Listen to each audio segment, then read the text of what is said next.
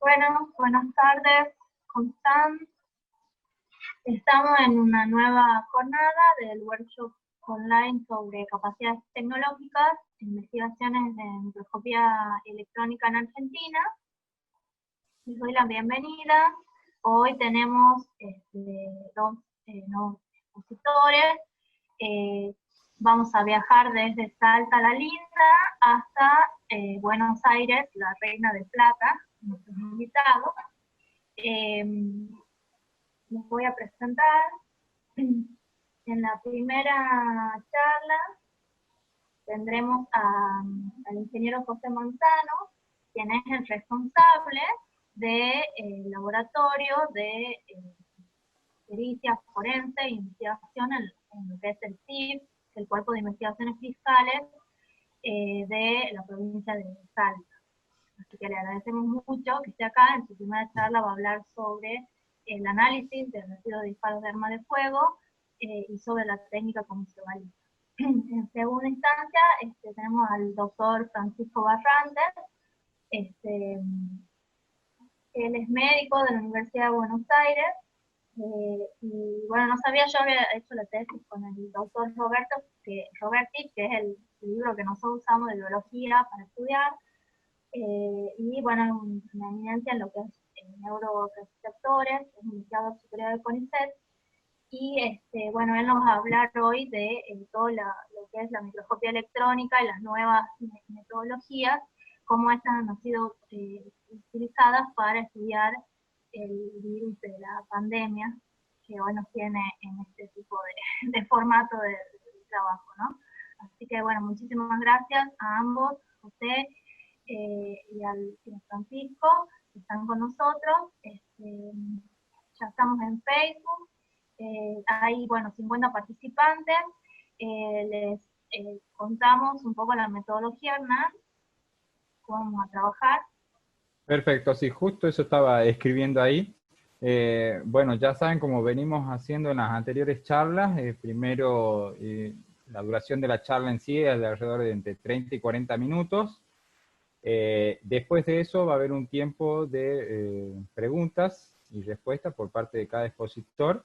Hay una sección que permite el seminario, esta modalidad que estamos implementando ahora de seminario, que dice preguntas y respuestas. Desde ahí pueden hacer ustedes las preguntas, y los que nos están siguiendo también de Face, también pueden hacer las preguntas en la parte de comentarios, digamos, donde se está transmitiendo en directo las charlas.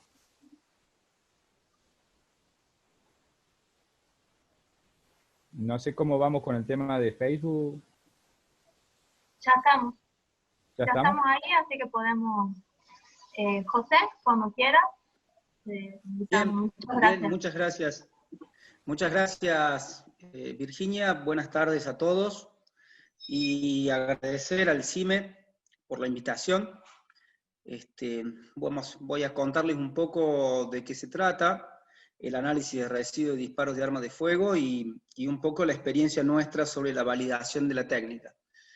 Sé que hay gente de otras disciplinas distintas al área forense, y por tanto voy a hacer una breve introducción de qué se tratan los residuos de disparo de armas de fuego, y luego nos involucramos con la validación de la técnica.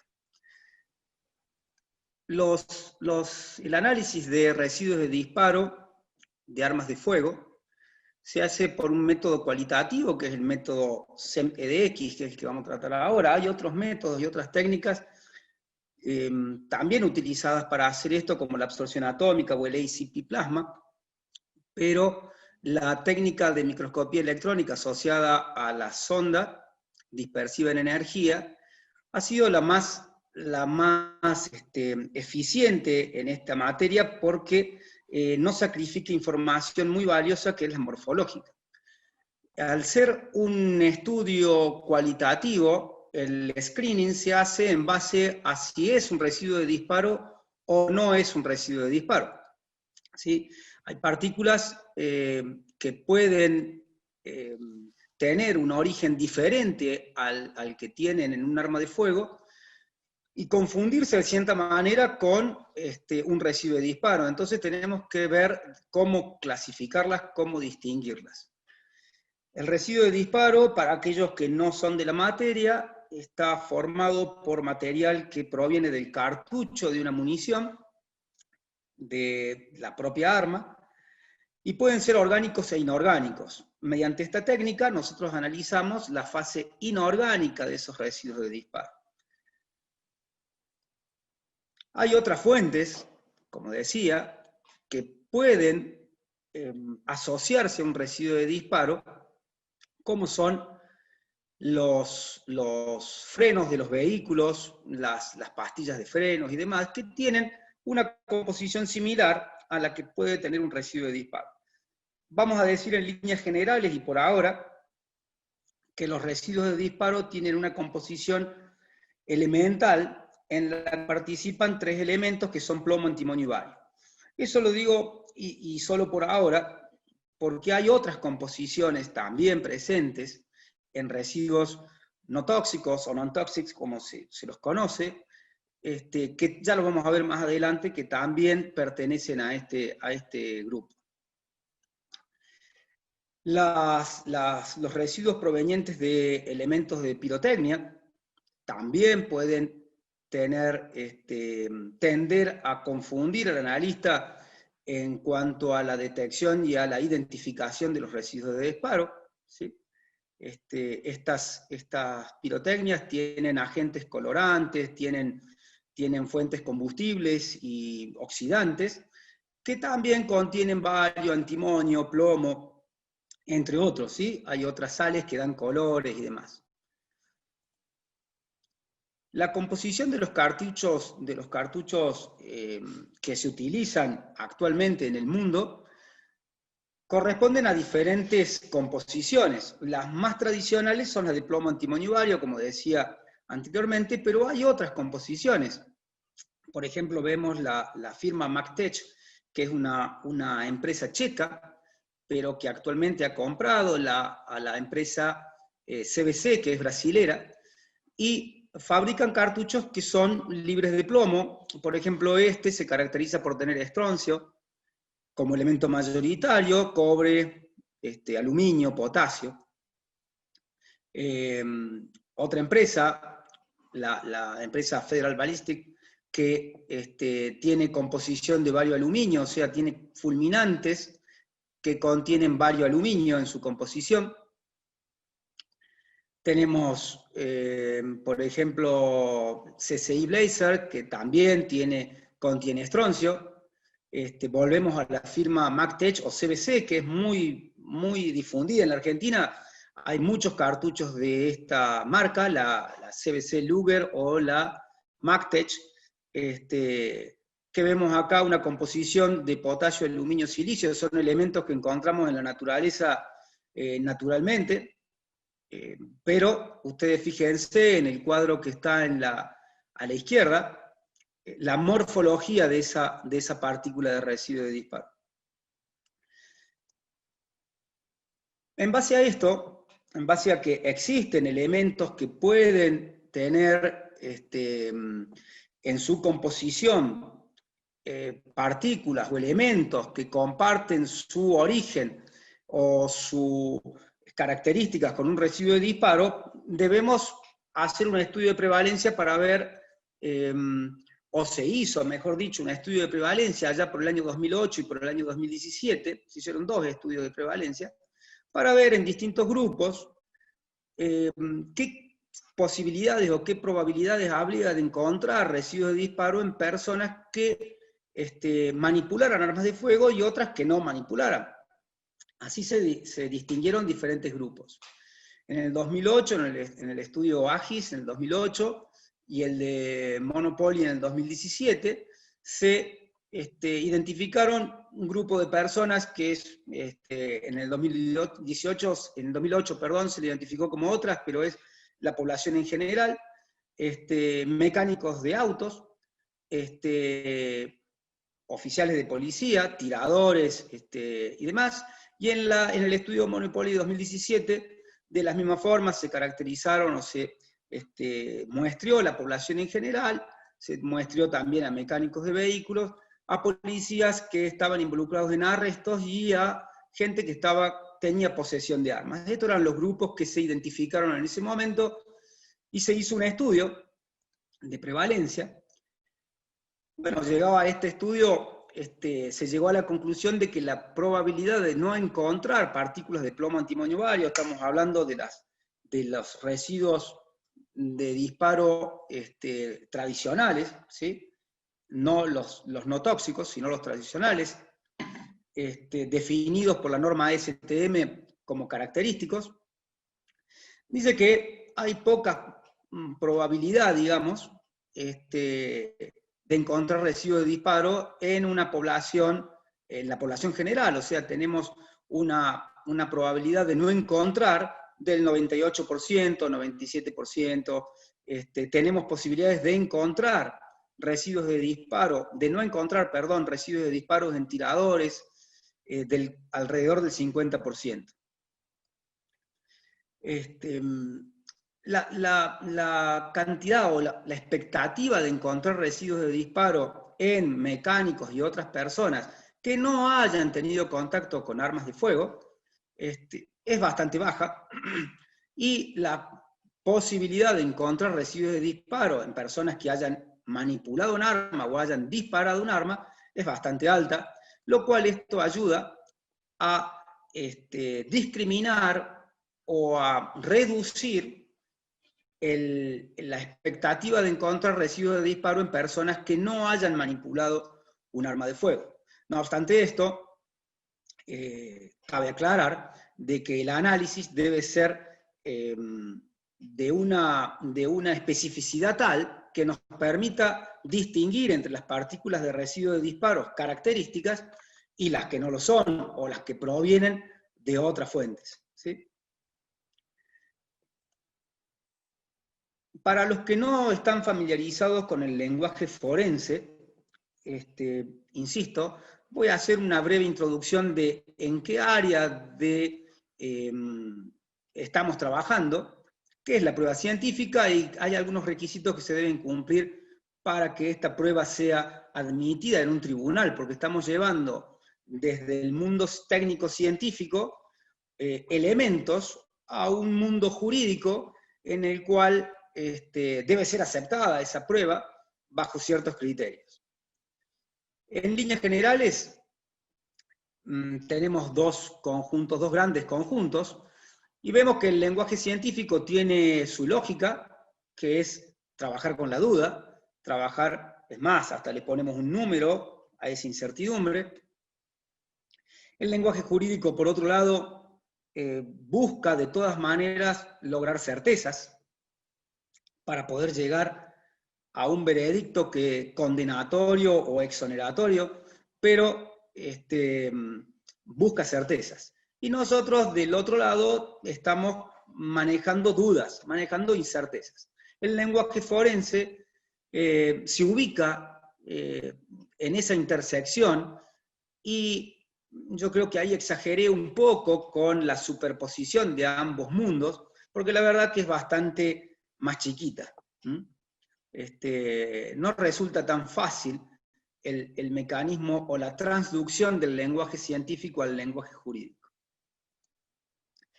La prueba científica que se analiza o se trabaja a partir de un indicio necesita ciertos requisitos de admisibilidad para ser llevado a un tribunal. Entre esos requisitos de admisibilidad encontramos la idoneidad del perito, o sea, la prueba de capacidad del perito, y la confiabilidad o fiabilidad del peritaje o de ese análisis que se haya hecho.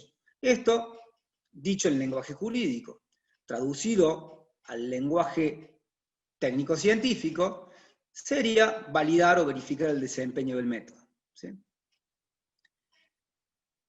Trabajamos nosotros en esta validación que hemos hecho de nuestra técnica con la guía de EMSI, que es la red europea de ciencias forenses.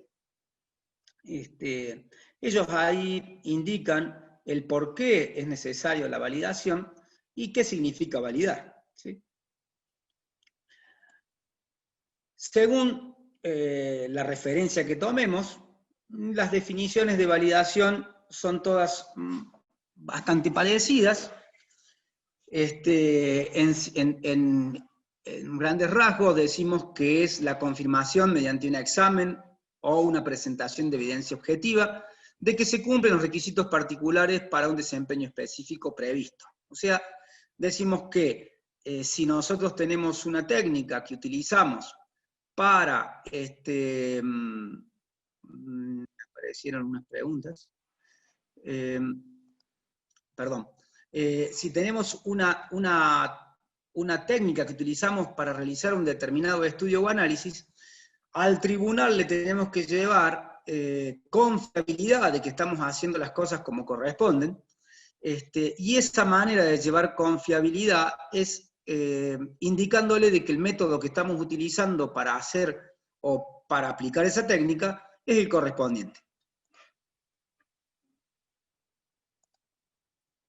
Entonces, validar, dijimos que significaba que con métodos, con evidencia objetiva, cualificar un método. Por lo tanto, estamos asegurando la calidad de esos resultados. ¿Sí? Según la norma ISO 8402, verificación es esto: confirmación mediante el examen y la provisión de una evidencia objetiva de que se han satisfecho unos requisitos particulares para un uso pretendido y específico. Esos requisitos tienen que ser establecidos previamente o antes de realizar la validación del método. El proceso que nosotros identificamos para el análisis de residuos de disparo mediante la microscopía electrónica y la sonda dispersiva es el siguiente, es el que se ve en pantalla. Tenemos una etapa de muestreo, una etapa de preparación de la muestra, la clasificación propiamente dicha, la revisión manual o la verificación de los resultados de manera manual y la conclusión del estudio que hicimos. La validación aplica, en nuestro caso, solamente para lo que está encerrado en la caja que indica el screening mediante microscopía electrónica y la sonda dispersiva. Las etapas de muestreo quedan afuera. ¿Por qué? Porque en nuestro caso, la colecta de muestras no la hacemos nosotros mismos en todos los casos, sino que provienen muestras de la propia Policía de Salta, provienen muestras del propio CIF, o recibimos muestras de otras jurisdicciones, del noroeste de casi todas, y también de otras regiones del país. Entonces, esa etapa queda fuera del proceso de validación. Una vez que estamos dentro de la etapa de screening del SEM-EDX, identificamos, ¿no es cierto?, hay 3 fases que quedan fuera de esa etapa de validación dentro del mismo screening, que son identificar el análisis, especificar la medición o el mensurando, y chequear detalladamente los procedimientos internos. Todo eso corresponde a la gestión en general de cada institución, ¿sí? Nosotros ya esas fases las hemos ido cumpliendo. Dentro de lo que es el proceso de validación, tenemos la etapa de seleccionar los parámetros a validar y determinar el criterio de aceptación de esos parámetros. Otra etapa que es realizar la validación de esos parámetros seleccionados, incluyendo la demostración de competencia de los profesionales que intervienen. Una vez que eso es chequeado, podemos tener 2 opciones: ya poner en funcionamiento el plan o adaptarlo, ¿sí? E incluso cambiar a otro método de análisis, ¿no es cierto? Si en realidad esto no corresponde o no funciona como debería ser. Dijimos que, si voy muy rápido, háganmelo saber, no sé cómo, pero me lo harán saber de alguna manera. Vemos que hay parámetros de desempeño que son, la validación de métodos cuantitativos, existen parámetros de diferentes gustos y colores. Ahora, para cuando tenemos que hacer análisis cualitativos o semi-cuantitativos, se nos complica el tema porque no hay, no están claramente definidos la validación de métodos cualitativos. Tan es así que hubo un grupo de expertos de ENSI que se reunieron y consensuaron los parámetros a validar y los criterios de aceptación de esos parámetros, ¿sí? Esos parámetros que el ENSI diseñó para validar esta técnica y asumió y puso los límites de aceptación de esos criterios son los siguientes: exactitud, repetibilidad, o sea, precisión en condiciones de repetibilidad, reproducibilidad, estamos hablando de precisión en condiciones de reproducibilidad o de precisión intermedia, y la robustez del método. Para cada una de esas cosas hemos realizado nosotros un ensayo diferente, hemos participado en 2 rondas de interlaboratorio, y bueno, ahora paso a contarles de qué se trata. Detectamos que existen factores que influyen indirectamente en los resultados de una pericia de residuo de disparo. Entre ellos, y una que es muy importante, es el tema de la confiabilidad de la muestra, o sea, la cadena de custodia, la integridad de la cadena de custodia. Pero como dijimos que eso no está dentro de nuestro alcance en la validación, lo pusimos ahí en un recuadro, si lo pueden ver en rojo. Verdaderamente nuestro alcance comienza desde que la muestra llega al laboratorio. Lo que sí podemos controlar, y debemos controlar, es el grado de contaminación que pudiera haber con partículas de GCR en el entorno de nuestro laboratorio, y minimizar el riesgo de contaminación durante los procedimientos de análisis.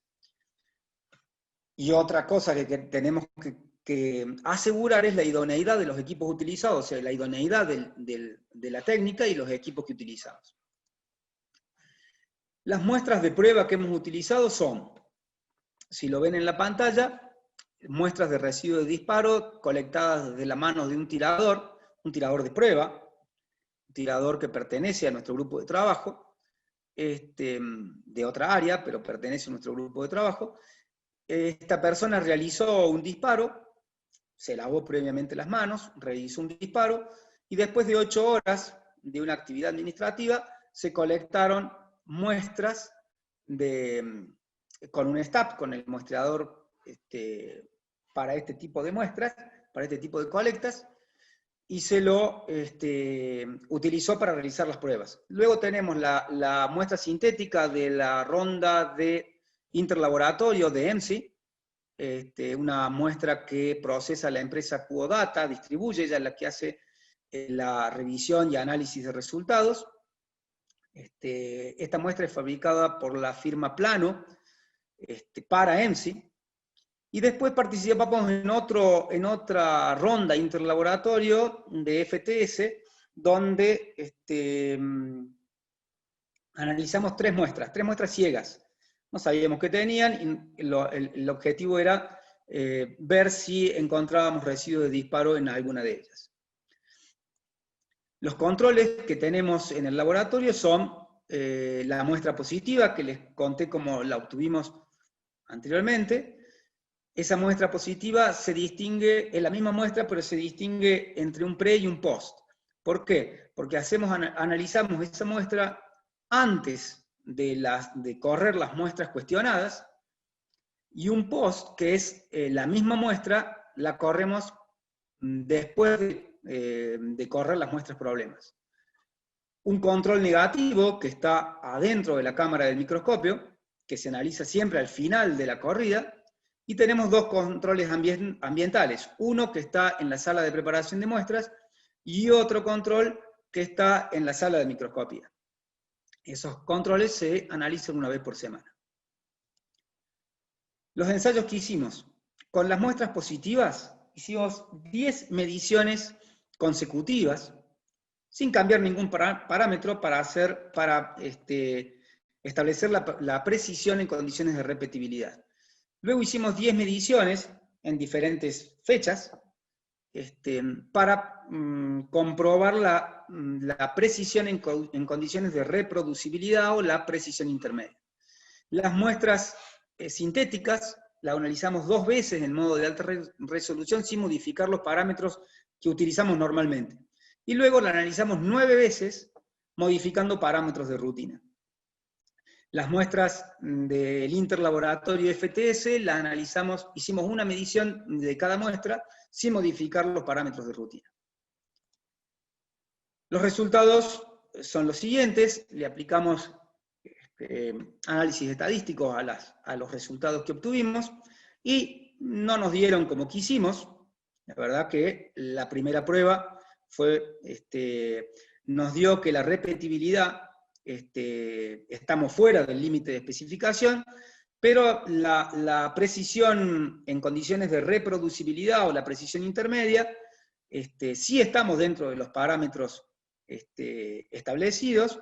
Por lo tanto, llegamos a la conclusión de que la precisión total, digamos, la precisión intermedia no afecta el valor de la precisión total porque casi todo está, digamos, casi toda la precisión, que la precisión total es la suma de las dos, está afectada por la repetibilidad. ¿Qué quiere decir esto? Que nosotros somos, dicho en palabras poco científicas, somos buenos para analizar las muestras, para analizar entre corridas, pero teníamos en ese momento una deficiencia en la misma corrida. O sea, si poníamos 7 muestras, 8 muestras en la misma corrida, podía ser que la muestra número 6 o la muestra número 7 tuviera una capacidad de identificar muestras más baja que la que tuvo la primera muestra en la primera corrida.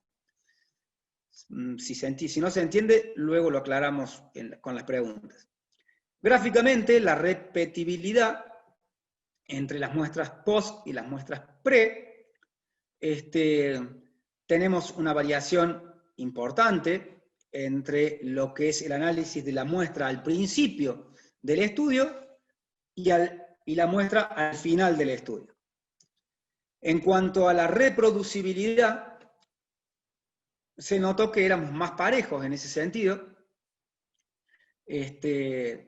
Por lo tanto, las muestras analizadas entre corridas tienen mayor consistencia que las muestras analizadas en la misma corrida. Esto es para mostrar cuál es el formato del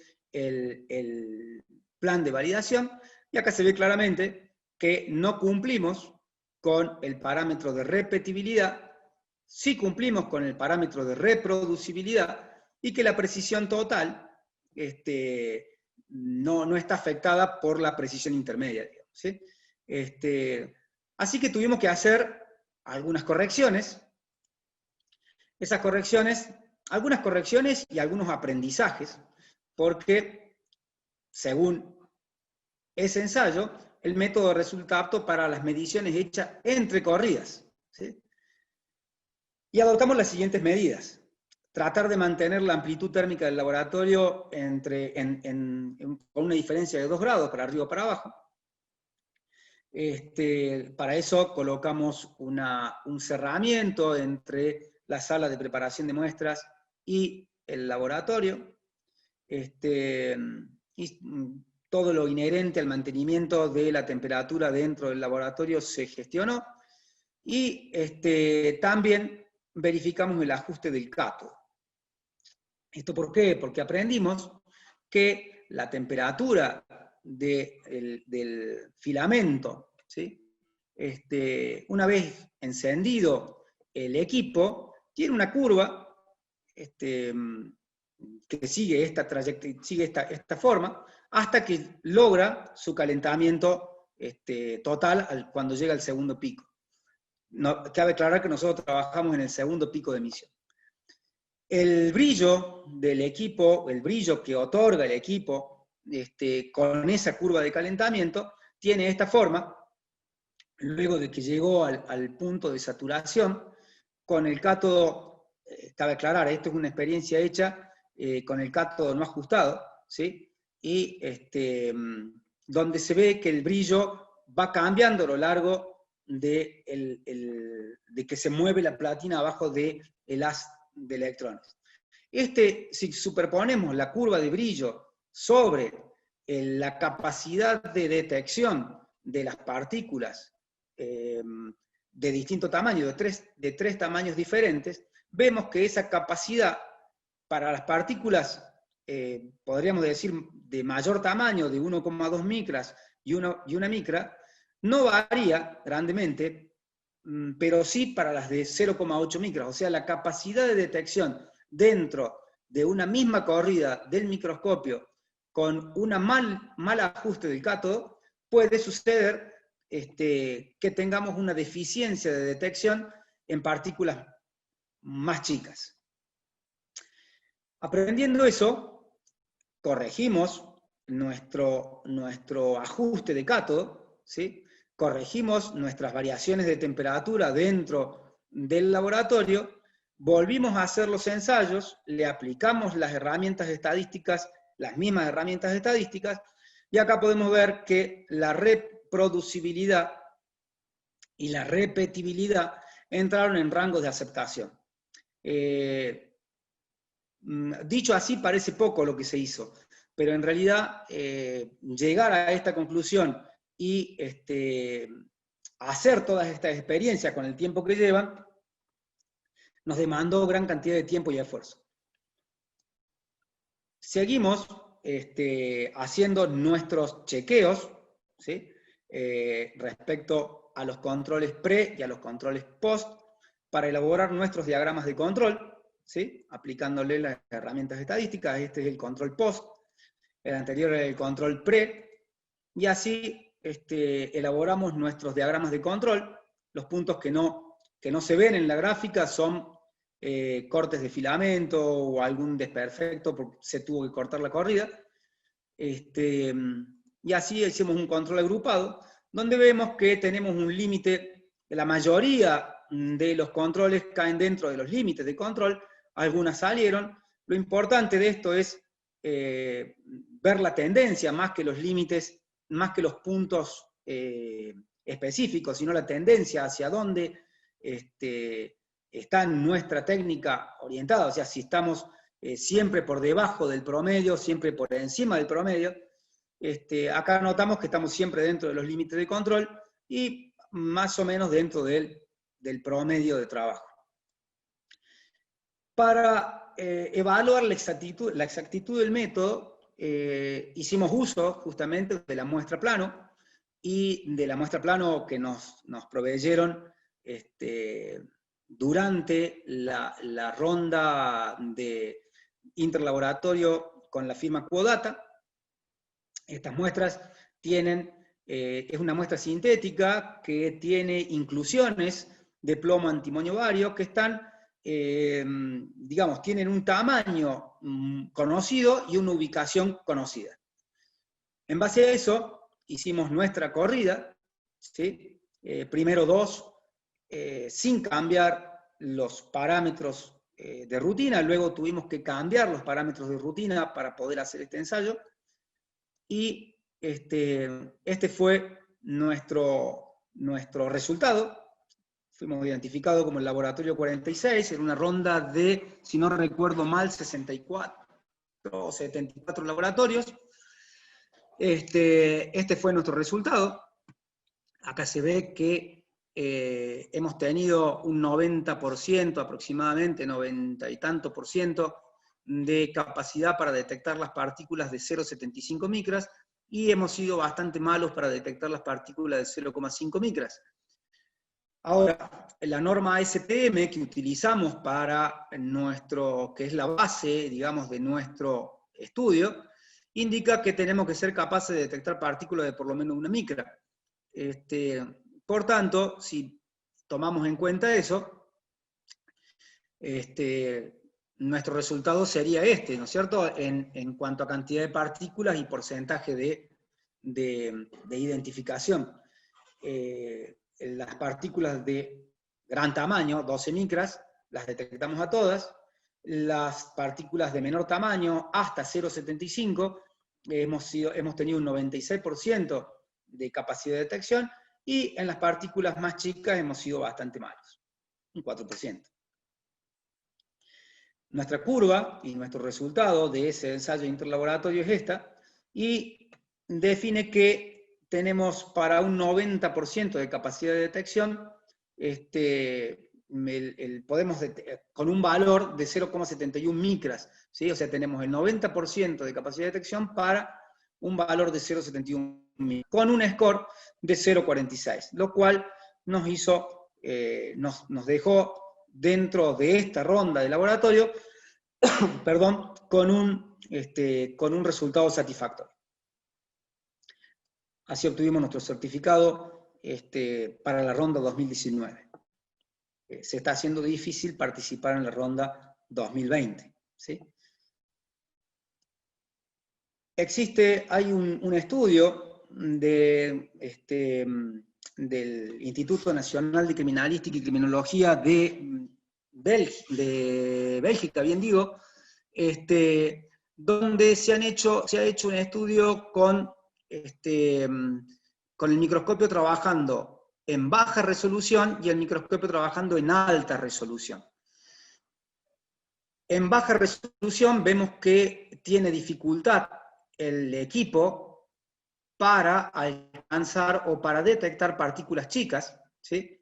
Las partículas más grandes, inclusive si vemos acá 2,4 micras, detecta el 83%, mientras que en alta resolución el equipo incrementa grandemente su capacidad de detección y de identificación. También hemos participado satisfactoriamente en otra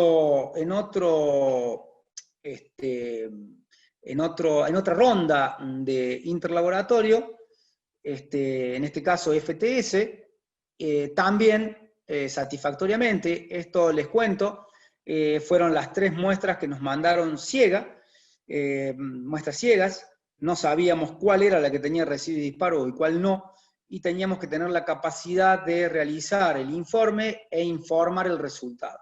Es un estudio bastante básico, que el que hace residuo de disparo es lo que hace rutinariamente.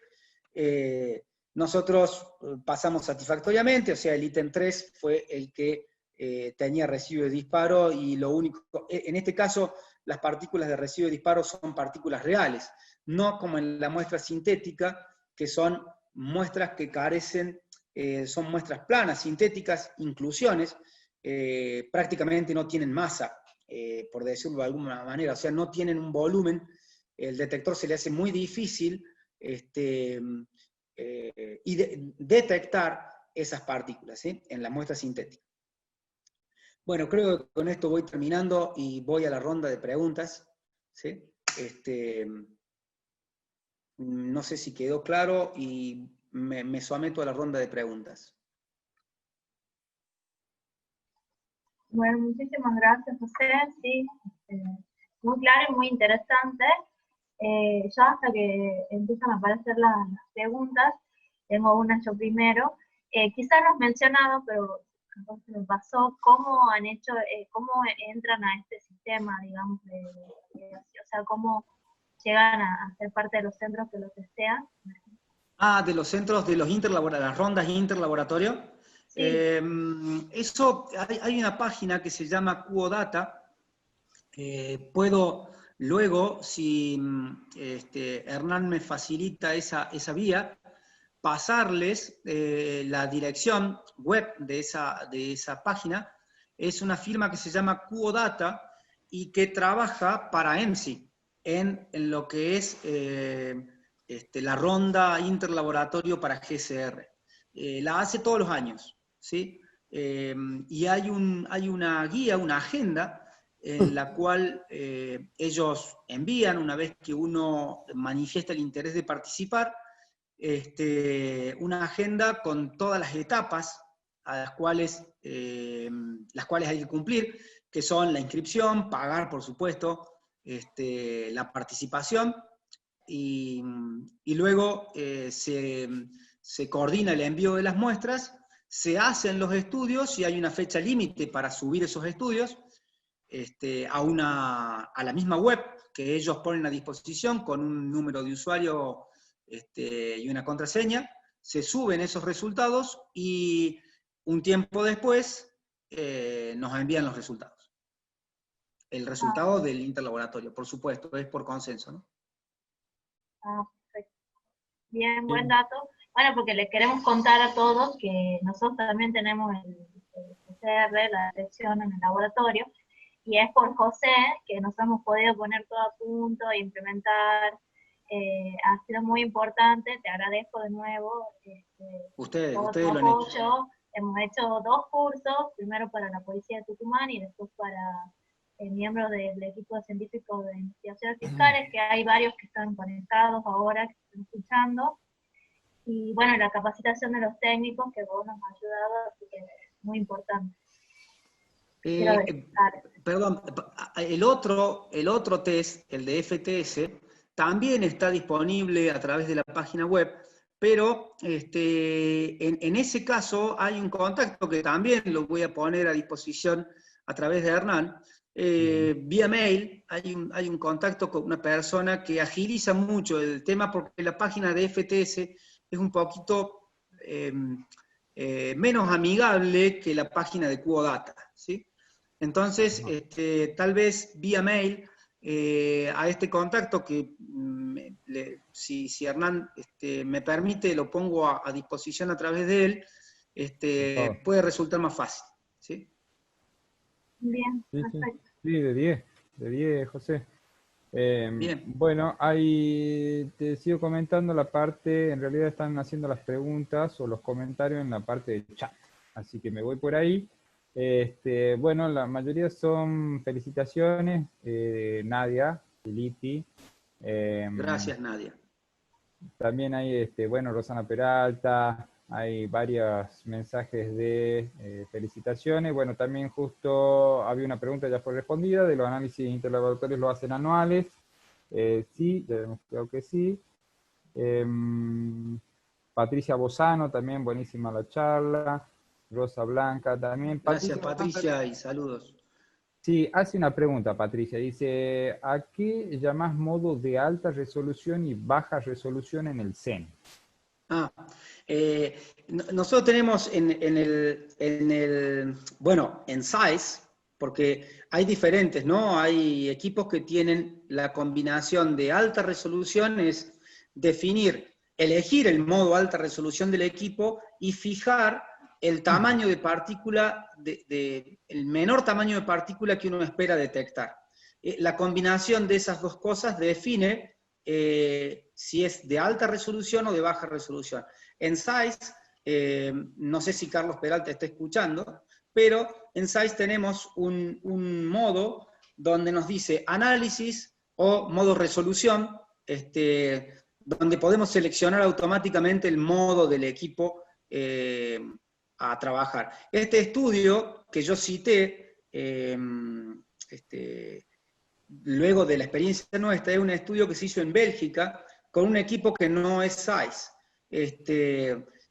Por tanto, la alta resolución y la baja resolución se define seleccionando del equipo el modo resolución o análisis y definiendo el menor tamaño de partícula que uno espera detectar. Estoy hablando de aquellos módulos, de los modos seleccionables de tamaño de partícula, ¿verdad? No sé si quedó claro. Uno detectando o definiendo el menor tamaño de partícula define la resolución del equipo para detectar esas partículas. ¿Dónde estaba? Bien, Perdón, hablando sí, en resolución espacial, ¿no? Bien, sí, clarísimo, dice Patricia. Después tenemos otra pregunta de Lucía Martín Angeli. Para la muestra sintética, ¿usaste los mismos parámetros que una muestra positiva tomada de un tirador?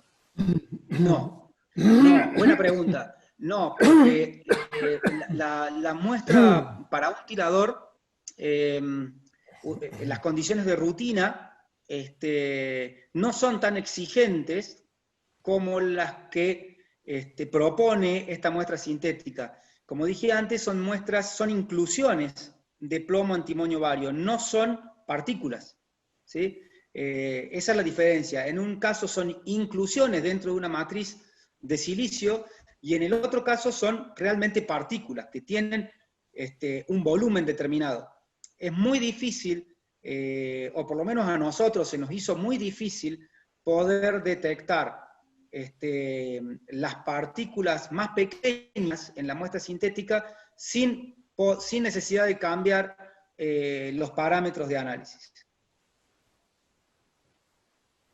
Bien, Es más, perfecto. abundando un poquito en esa línea, hicimos 9 corridas con la misma muestra.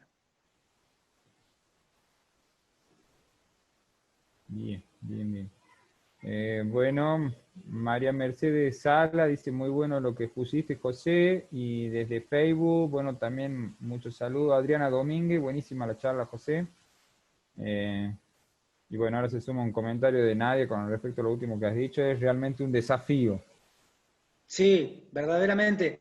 Pero para los que están con la intención de participar en estos estudios, que este estudio, aclaro, es para definir la exactitud del método, no es lo que va a validar el método, ¿sí? Este estudio sirve para definir la exactitud, en todo caso, a la muestra que uno ya la tiene, la puede hacer correr tantas veces como uno se proponga, según los procedimientos que cada quien especifique, y hacer las pruebas de exactitud cuantas veces uno quiera. Ahora, no es solamente la participación en un interlaboratorio lo que nos va a validar el método, ¿verdad? Esto queda claro, ¿verdad?